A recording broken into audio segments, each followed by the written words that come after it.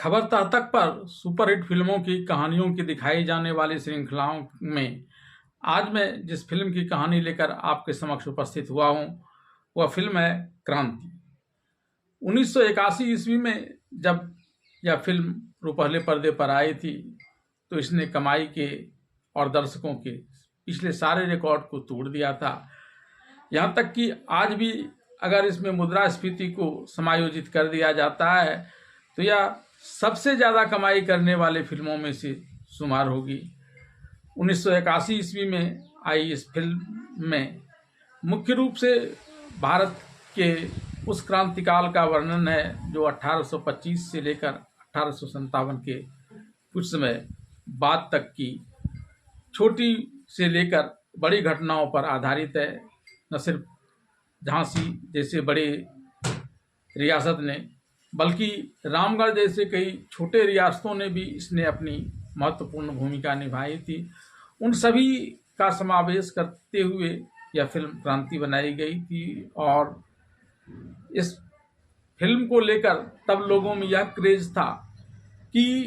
67 से भी ज़्यादा सिनेमा घरों में इसने अपनी रजत जयंती मनाई थी और कई कई सिनेमा हॉलों में तो 70-70 सप्ताह तक यह फिल्म हाउसफुल रही थी। जिन जगहों पर यह फिल्म नहीं लगती थी, क्योंकि तब फिल्मों के इतने प्रिंट नहीं निकलते थे, तो लोग उन जगहों पर गाड़ियां कर कर चले जाते थे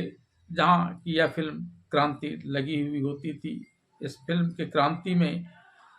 मुख्य भूमिका सांबा के रूप में दिलीप कुमार और भारत के रूप में मनोज कुमार ने निभाई है। इसके अलावा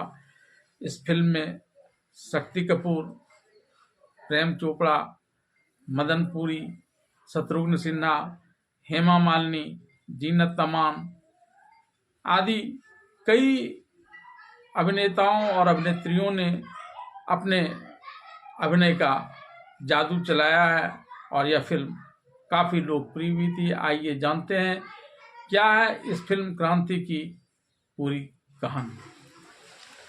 फिल्म क्रांति की शुरुआत रामगढ़ रियासत के राजा लक्ष्मण सिंह के भाई शमशेर सिंह के साले शंभू सिंह, जिसकी भूमिका प्रेम चोपड़ा ने निभाई है, और एक अंग्रेज पदाधिकारी सर थॉमस के बीच हुई मुलाकात से होती है, जिसमें शंभू सिंह एक षड्यंत्र के तहत रामगढ़ की रियासत को अपने बहनोई शमशेर सिंह को दिलाने में अंग्रेजों की मदद के बदले अंग्रेजों को इस राज्य के खजाने की लूट और अंग्रेजी साम्राज्य के विस्तार करने में मदद का भरोसा देता है।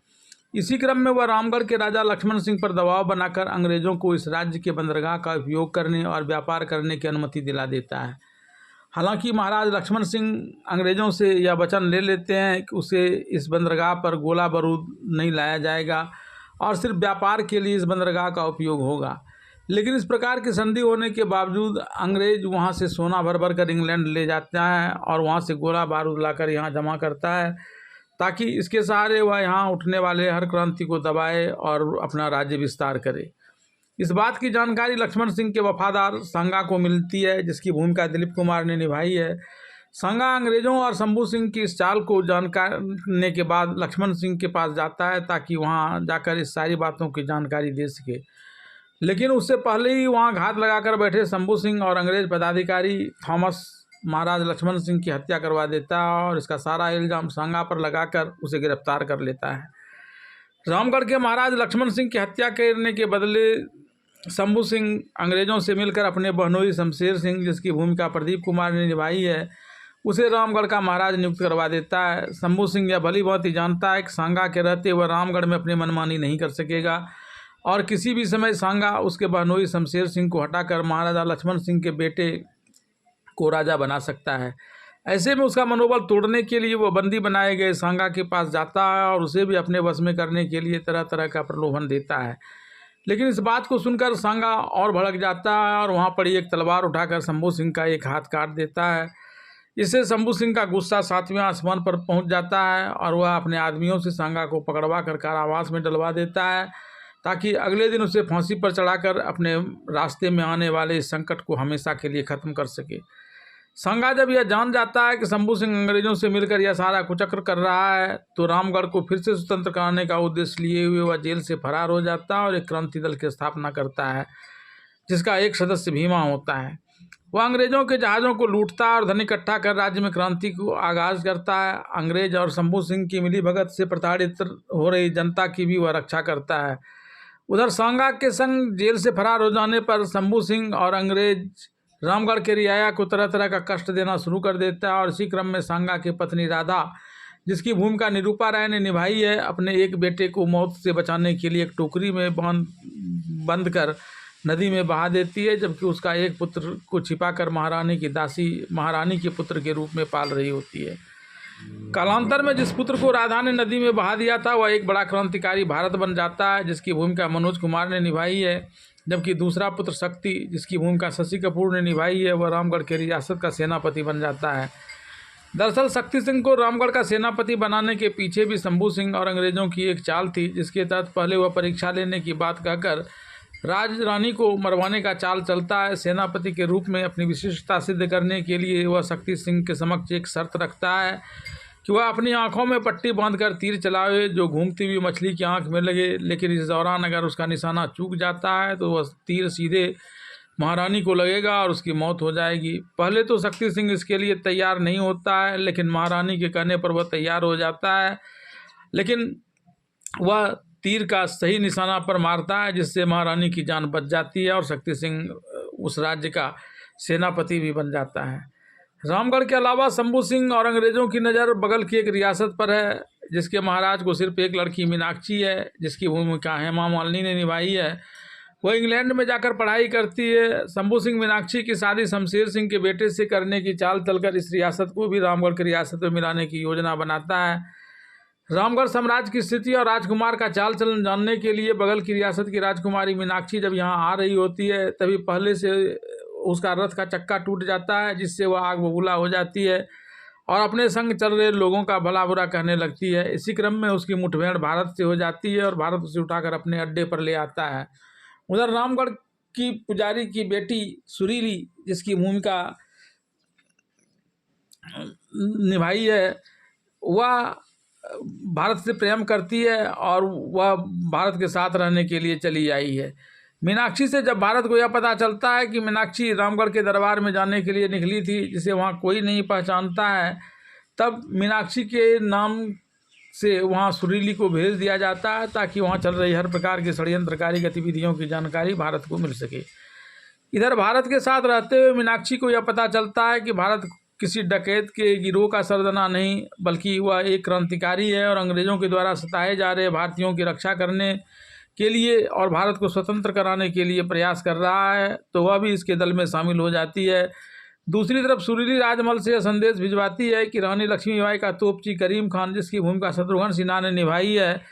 वह मीनाक्षी के पिता की रियासत से गिरफ्तार कर लिया जाता है और शंभू सिंह उसे अंग्रेज़ों के हवाले कर उसे अगले दिन फांसी पर चढ़ाने जा रहा है। इस बात की सूचना मिलने पर भारत करीम खान को छुड़ाने के लिए जाने लगता है, तब मीनाक्षी भी इसके साथ हो लेती है। करीम खान को छुड़ाने के क्रम में भारत पहचान लिया जाता है और एक अंग्रेज उसे अपनी तलवार की धार पर लेकर आत्मसमर्पण करने के लिए मजबूर कर देता है। तभी अचानक मीनाक्षी एक छोर से वार कर उस अंग्रेज को मार देती है। इसके बाद मीनाक्षी और भारत जल्दी जल्दी करीम खान की फांसी के फंदे को काट कर वहाँ से करीम खान के साथ फरार होकर अपने अड्डे पर चले आती है। भारत के द्वारा सांगा के ही स्टाइल में क्रांति को अलग जगाने की जानकारी जब सांगा के पास पहुंचती है, तब वह इससे मिलने के लिए बेताब हो जाता है और इस मिलन के दौरान दोनों साथ साथ क्रांति की अलग जगाने की योजना बनाते हैं। भारत और सांगा के मिल जाने से क्रांति की आग तेज़ी से भड़कने लगी है, जिससे शंभू सिंह और अंग्रेज काफ़ी डर गए और फिर इन लोगों ने एक योजना बनाई। इस नई योजना के अनुसार शंभू सिंह और अंग्रेज़ों ने अपने कुछ आदमियों को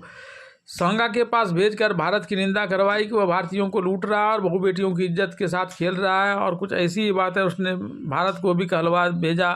कि किस प्रकार से सांगा इस समय गलत कार्यों में लगा हुआ है। इससे इन दोनों के बीच में मनमुटाव हो जाता है और फिर दोनों एक दूसरे से लड़ते लड़ते जब पूरी तरह से लहूलुहान हो जाते हैं, तब दोनों को असलियत का पता चलता है कि किस प्रकार से अंग्रेज़ों और शंभू सिंह ने इनके साथ छल किया और वे दोनों बहकावे में आ गए थे। अब वे फिर से मिलकर पूरे आत्मविश्वास के साथ क्रांति की अलख जगाने की योजना बना ही रहे थे। तभी शक्ति सिंह वहां आकर अपने उसे बंदी बनाकर दरबार में ले जाता है। यहाँ अंग्रेज शक्ति सिंह की इस बात को लेकर प्रशंसा करता है कि उसने तो महाराज को पकड़ने का ही काम दिया था, भारत को, लेकिन उसने दोनों क्रांतिकारियों को एक साथ पकड़कर कमाल कर दिया। और इसके बाद शंभू सिंह सांगा की ओर मुखातिब होते हुए कहता है कि पिछली बार तो उसके हाथ काट कर भाग गया था, लेकिन इस बार वह इसका ऐसा बदला लेगा, एक एक कर बदला लेगा, कड़ी यातनाएं देगा और तब जाकर फांसी पर चढ़ाएगा। सुरीली के द्वारा इस बात की जानकारी करीम खान को दी जाती है। भारत और सांगा को एक ही साथ फांसी देने की जानकारी मिलने के बाद करीम खान चना बेचने के बहाने वहां जाकर छुपने की योजना बनाता है ताकि समय पाकर वह सभी क्रांतिकारियों को मुक्त करा सके। उसके इस काम में मीनाक्षी भी सहयोग देने की बात करती है और फिर दोनों चना जोर बेचने वाले के रूप में वहां जाकर गाना गा गा कर चना सबको खिलाकर नशा पिला देती है, जिससे सभी मदहोश हो जाते हैं। लेकिन इससे पहले यह लोग सांगा और भारत को फांसी के फंदे से छुड़ाकर भागने में कामयाब हो पाते, इसकी जानकारी शंभू सिंह और अंग्रेज अधिकारी को मिल जाती है और वह भी एक सेना के साथ वहां आ जाता है।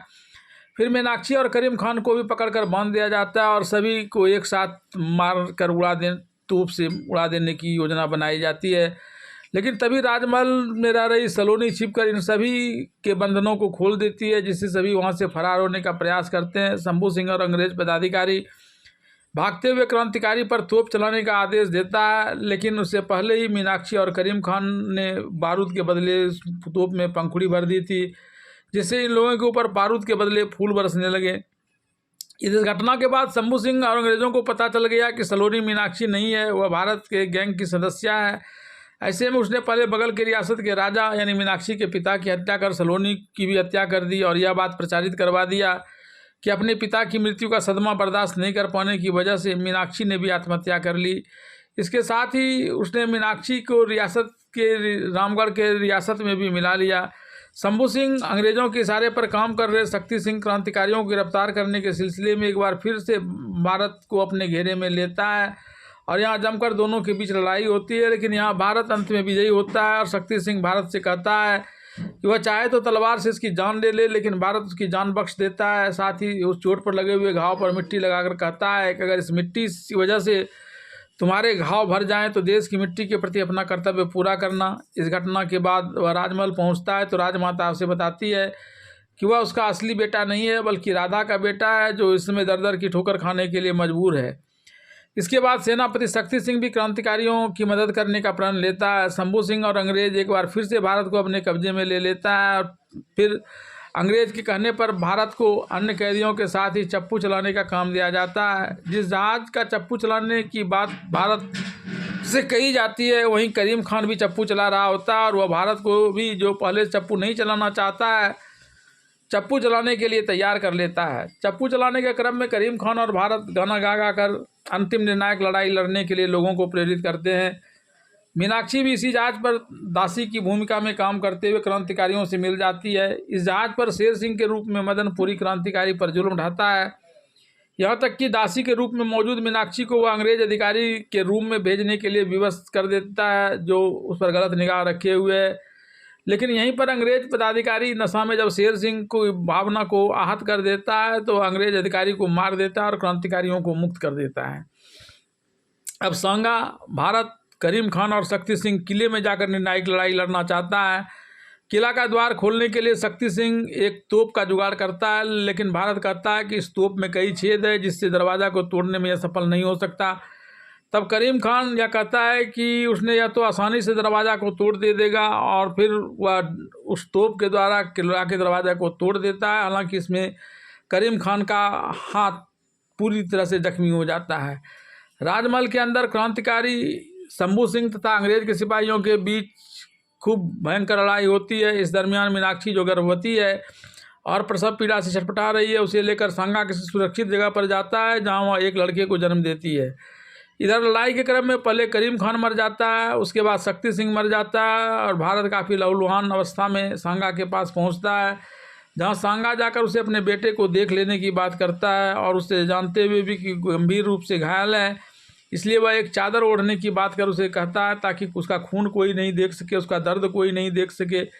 इसके बाद जब वहाँ से लौट रहा होता है तो राधा सांगा को सारी बात बताता है कि भारत और शक्ति दोनों ही उसके खोए हुए बेटे हैं। तब सांगा बताता है कि भारत के भी बचने के आसार कम हैं, लेकिन इससे पहले इसने अपने बेटे के रूप में एक नवीन क्रांति को जन्म दे दिया है। मीनाक्षी भी इस बात को सुन रही होती है। इसके बाद भारत की मृत्यु हो जाती है। अब फिल्म की क्रांति का अंतिम दृश्यांकन के रूप में भारत का बेटा नवीन क्रांति, जिसकी भूमिका मनोज कुमार के बेटे कुणाल गोस्वामी ने निभाई है, वह हाथ में तलवार लिए हुए शंभू सिंह के हॉल में पहुंचता है। उसके साथ उसकी मां मीनाक्षी भी रहती है। पहले तो शंभू सिंह इसे बातों में उलझाकर अपने नकली लोहे वाले हाथ को फेंक कर उसकी जान लेने का प्रयास करता है, लेकिन जब वह उसमें विफल हो जाता है तब वह चालाकी से एक दूसरा तलवार लेकर उस पर वार करता है, लेकिन अंत में नवीन क्रांति उसे मार देता है और फिल्म में भारत के स्वतंत्र होने की घोषणा कर दी जाती है।